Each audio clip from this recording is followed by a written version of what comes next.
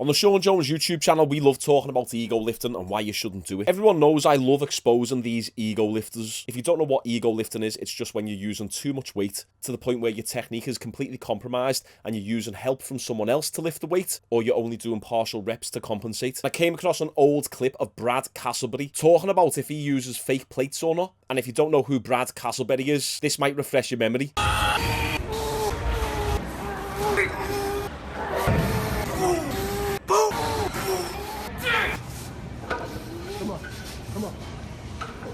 Come on. Yeah, come on, up. Up.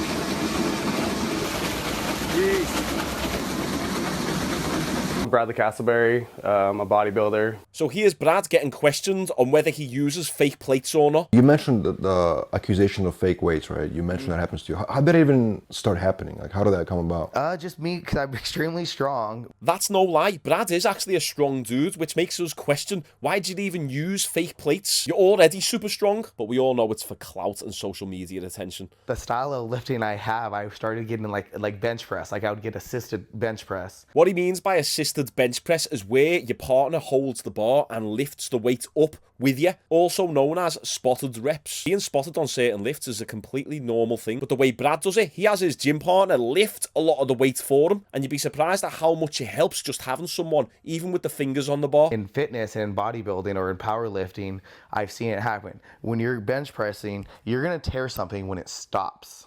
You're gonna, or pull down, it's gonna pop. You know what I mean? And this is kind of true. The majority of people who tear the pec muscle off the bone, it usually happens when they hit that sticking point. It's not the sticking point that tears the pec. It's the fact that you're using a weight that is potentially too heavy for you, or you have an unexpected deviation in your technique, meaning the barbell doesn't stay on its proper path. I spoke about this in my Trent Twins video the other day, and how I believe that they're going to end up getting a serious injury, not just because of the weights that they're using, but the technique that they're using. So Brad is kind of right. You tear your muscles when you hit these sticking points, and usually when you're in the lengthened range, but it's usually because of your technique, or you're handling a weight that you shouldn't be handling, or even a pre-existing injury. That's why if you're ramping up the weight on a chest day and you feel any sort of twinge, you're best just backing off and call it a deload day. I had it a couple of weeks ago. My chest started feeling a little bit tight. I started getting a few twinges, and in the end, I played it safe and just dropped the weight right down. Turns out a couple of days later, I got sick. So I could have pushed myself that day, went up to the 50-kilogram dumbbells on flat dumbbell presses, and potentially caused an injury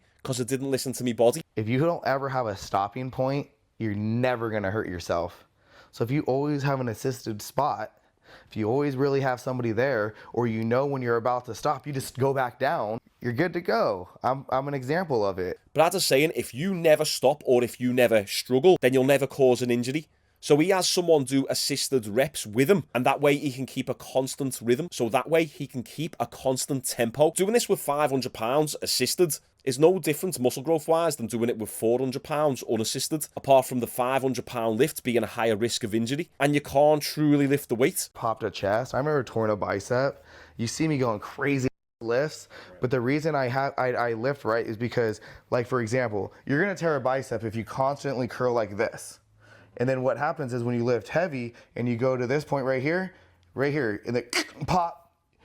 But if you always lift to full extension like this, how's it gonna tear? It's not gonna tear.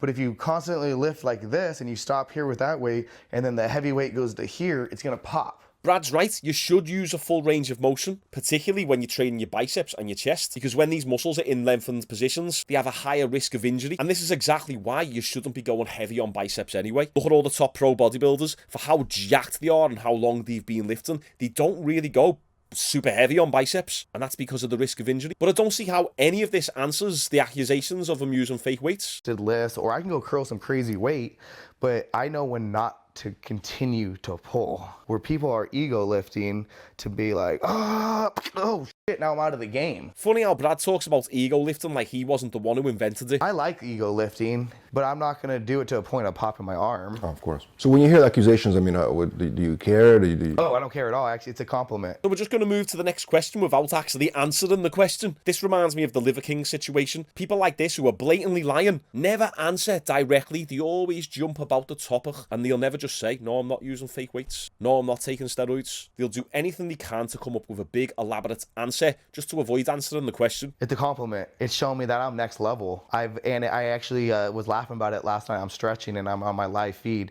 and everyone's writing fake. And I was like, isn't it just so fucking, tell my friend, isn't it just so bad, dude, that like fake lifts is Brad Castleberry. Fake lifts is Brad Castleberry. Like they've actually signaturized me. They've actually made me one of a kind. They did that for me. Thank you. Thank you. Everyone knows me. Everyone knows me as... If you was truly innocent and someone accused you of using fake weights, you'd just be like, no, I've never used fake weights. Next question, and it would be that simple. If someone accused me of taking steroids, I'd just be like, no, never touched them in my life. Next question, when you have people like this do these big elaborate stories, my friend said this and I'm a good person and people don't know me, you can see how unsure of himself he is. He has to over-explain himself because he knows it's not the truth. He uses fake weights and he does it for the attention and the clout to push his businesses. It makes me feel good. It makes me feel like, damn, like I must be doing something right if they're tripping out that hard or talking about me. Does it make you feel good though, knowing that your entire following is being built on a lie? I have a good physique. I know who I am. I know what I stand on, and that's all that matters. I want to tell them, like, it's just them bringing it down. Like, it's just weakness. It's showing themselves to bring, it's like, how are they going to say I lift fake weights when I look like this? How are you going to say that I haven't put the hard, dedicated work in?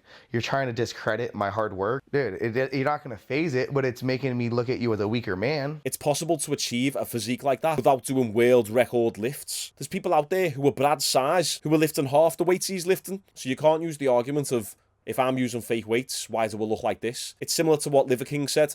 If I'm using steroids, wouldn't I have better legs? It's a silly argument with no logic behind it. You can be on steroids and still have skinny legs because of your genetics, or you don't train them hard enough. You can still look like Brad Castleberry without benching 600 pounds for 3 reps. It's like the handshake type of thing. When they squeeze my hand, it just discredits yourself. They come to you and squeeze your hand? Yeah, like people, like when they see me or they do some things when they try and meet me and they want to squeeze your hand hard or like try and, it's like, dude, there's mutual respect. Brad, I don't think people shaking your hand hard has got anything to do with this. That's just the way some people are. They like to have a little bit of a handshake battle. The reason why he brings this up is because he feels like he's got a target on his back, and rightfully so. There's no doubt about it. Brad Castleberry is very strong. He doesn't need to use fake weights. It only takes a quick little glance at some of the lifts he does on his Instagram and on YouTube. He's putting up world record numbers. It's very convenient that all his lifts are done in the same gym with the same type of plates. And it's probably right to assume that he's only really ever profited from this lie. I think what Brad doesn't understand is that when you go viral, you're going to get a lot of positive, but you're also going to get a lot of negative coming with it as well.